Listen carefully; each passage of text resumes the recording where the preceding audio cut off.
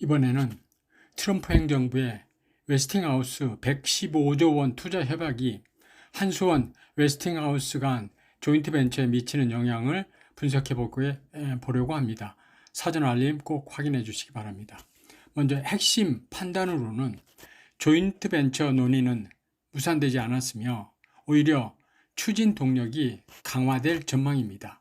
트럼프 행정부가 웨스팅하우스, 브룩필드, 카메코와 체결한 800억 달러, 약 115조 원 규모의 원자로 건설 협약은 한수원, 웨스팅하우스 간 조인트 벤처 논의를 무산시키는 것이 아니라 오히려 협력의 필요성과 긴급성을 더욱 높이는 촉매제로 작용할 가능성이 높다고 할 수 있습니다. 먼저 현재 협약의 구조와 한계를 보겠습니다. 미국 정부와 웨스팅하우스 협약의 핵심 내용은 2025년 10월 27일 발표된 이번 협약은 미국 정부가 최소 800억 달러 규모의 웨스팅하우스 원자로 건설을 위해 자금 조달과 인허가를 지원하는 구조입니다. 트럼프 대통령의 5월 행정명령에 따라 2030년까지 10기의 대형 원자로 착공, 2050년까지 원자력 발전 용량을 현재 97기가와트에서 400기가와트로 4배 확대하는 목표를 달성하기 위한 것입니다. 협약의 결정적인 한계를 보자면 웨스팅하우스의 건설 능력의 부재입니다.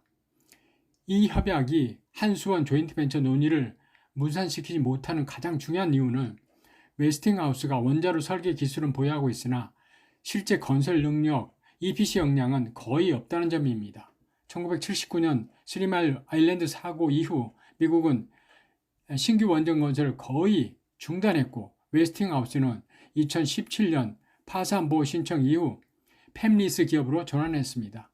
현재 미국에서 가동 중인 웨스팅하우스 AP1000 원자로는 조지아주 보글 3, 4호기 단 2기에 불과하며 이 프로젝트도 공기 지연과 비용 초과로 악명이 높았었습니다. 두 번째, 한국 기업의 불가결한 역할입니다. 800억 달러 프로젝트 실행을 위한 한국의 공급망의 필수성입니다. 업계 분석에 따르면 미국이 이번 협약을 실행하려면 한국과 일본의 중공업 기업들이 핵심 원자로 부품 공급자로 참여해야 합니다. 특히 다음 분야에서 한국 기업의 역할이 결정적입니다. 첫 번째, 두산 에너빌리티의 핵심 역할로 원자로 압력용기 및 증기발생기 제조 능력의 보유입니다. 이미 보글 3, 4호기의 핵심 설비를 납품한 경험이 있고 2025년 10월 페르미 아메리카의 텍사스 프로젝트 마타도르의 4기의 AP1000 원자로용 장기 납품 계약 체결로 웨스팅하우스 원자로 프로젝트에서 우선 공급 지위를 확보했다는 점입니다. 그리고 두 번째로 현대건설의 피드 계약입니다. 페르미 아메리카로부터 미국 최초의 대형 원전 피드 계약을 수주했습니다. 현대건설이 전체 EPC 계약으로 확대될 경우 약 60조 원 규모로 추정할 수 있습니다. KB증권 정혜정 애널리스트는 미국이 웨스팅하우스의 원자력 공급망을 구축, 재건하는 과정에서 핵심 장비를 제조하는 두산 에너빌리티가 수혜를 받을 것이라며 목표가를 11만 원으로 상향했습니다. 세 번째, 조인트 벤처 논의의 현재 상황과 전망을 보겠습니다. 8월 정상회담 이후 진행 상황을 보면 한수원과 웨스팅하우스 조인트 벤처 논의는 2025년 1월 지식재산권 분쟁 합의 이후 본격화되었으며 8월 한미 정상회담을 계기로 가속화되었습니다. 황주호 한수원 사장은 8월 미국 방문 시 웨스팅하우스 임원들과 조인트 벤처 설립 논의를 진행했습니다. 10월 한미 정상회담의 의미를 보자면 2025년 10월 29일 경주에서 열린 한미 정상회담에서 이재명 대통령은 트럼프 대통령에게 사용 후 핵연료 재처리 및 우라늄 농축 허용, 핵 추진 잠수함용 핵연료 공급 등 원자력 협력 확대를 요청했습니다. 이는 원자력 분야에서 한미협력이 단순한 상업적 차원을 넘어 전략적 동맹 수준으로 격상되고 있음을 보여준다고 할 수 있습니다. 미국 정부의 명시적 요청면도 보면은 미국 에너지부 관계자들은 한국 기업들이 미국 원자력 산업 재건에 적극적으로 참여해달라고 여러 차례 요청했습니다. 이는 미국 정부가 한국의 참여를 단순히 환영하는 수준이 아니라 적극적으로 필요로 한다는 점입니다. 그리고 네 번째로 1월 IP 합의의 전략적 의미를 해보자면 제약이 아닌 협력의 전제 조건이라고 해석할 수 있습니다. 2025년 1월 한수원 웨스팅하우스 IP 합의는 당시 논란이 되었으나 이는 조인트 벤처를 통해 협력의 전제 조건을 마련한 것으로 재평가되고 있습니다. 합의 내용은 한수원의 북미 EU 시장 독자 진출 제한과 체코는 제외되고요. 원자로 수출 시 웨스팅하우스에 건당 8억 2,500만 달러, 설비 6억 5천만 달러, 기술료 1억 7,500만 달러를 지불한다는 것, 그리고 SMR 수출 시 웨스팅하우스의 기술 독립성을 검증할 필요가 있다는 점 등입니다. 조인트 벤처를 통한 제약 우회입니다. 업계 관계자들은 조인트 벤처가 설립되면 한수원이 북미와 EU를 포함한 글로벌 시장에 웨스팅하우스와 공동으로 진출할 수 있어서 수출 지역 제약을 실질적으로 해소할 수 있다고 분석합니다. 이는 단기적 손해를 감소하고 장기적 협력 기반을 마련한 전략적 선택이었다는 평가입니다. 그리고 다섯 번째로는 한국 관점의 핵심 시사점입니다. 기회 요인을 보자면 먼저 시장 규모의 폭발적 확대입니다.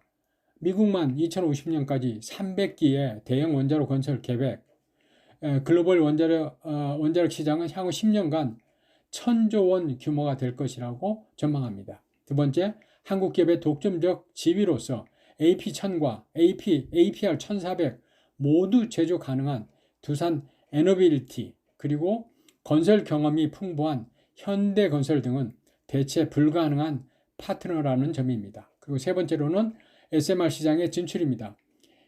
두산 에너빌리티의 파트너인 엑스에너지는 AWS로부터 총 12억 달러 투자를 확보했고 2030년 초 상업운전을 목표로 SMR 시장에 진출하고 있습니다. 네 번째로 가스터빈 수출의 본격화입니다. 두산 에너빌리티는 미국 빅테크 기업의 380메가와트급 가스터빈 2기 수출 계약을 체결했으며 8기 이상 추가 협상 중이라고 밝히고 있습니다. 다음 리스크 요인을 보면 조인트 벤처 지분율 및 수익 배분의 문제입니다. 구체적인 지분 구조와 이익 배분 방식이 아직 미확정이라는 점, 그리고 정치적 변수로 한국 내에서 1월 IP 합의에 대한 정치적 논란이 지속되고 이재명 정부의 조사 가능성이 있다는 점, 그리고 세 번째, 미국이 APR 1400과 AP1000의 선호도에서 보자면 미국이 사우디 프로젝트에서 한국의 APR 1400 대신에 웨스팅하우스의 AP1000 사용을 요구한 사례가 있다는 점이 리스크의 한 요인이라고 볼 수가 있습니다. 마지막으로 결론은 투자 전략과 재원입니다. 이번 800억 달러 협약은 한수원 웨스팅하우스 조인트 벤처 논의를 무산시키는 것이 아니라 오히려 그 필요성과 긴급성을 극대화하는 촉매제입니다. 웨스팅하우스는 설계 기술만으로는 협약을 이행할 수 없으며 한국 기업들의 제조, 건설 역량이 필수적이기 때문입니다.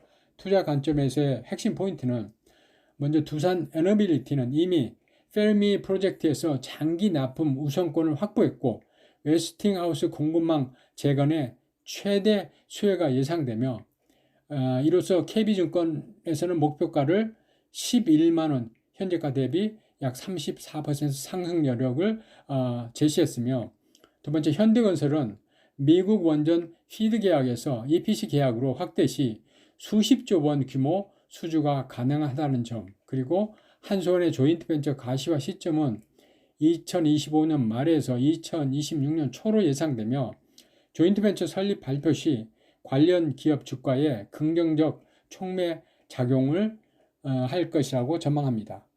그리고 모니터링 포인트로는 한미 정상회담 후 후속 조치와 웨스팅하우스의 불가리아 원전 프로젝트 2026년 초로 초에 계약이 예정돼 있습니다. 그 진행 상황을 모니터링할 필요가 있고 한수원의 조인트 벤처 지분율 협상 결과도 모니터링 포인트라고 할 수 있습니다. 위험 관리로는 정치적 논란이나 미국의 보호주의적 정책 변화 가능성에 대비해 분산 투자를 필요로 하며 다만 구조적으로 한국 기업들의 참여 없이는 미국의 원전 르네상스가 불가능하다는 점에서 중장기 투자 매력도는 매우 높다고 판단됩니다. 이상입니다. 감사합니다.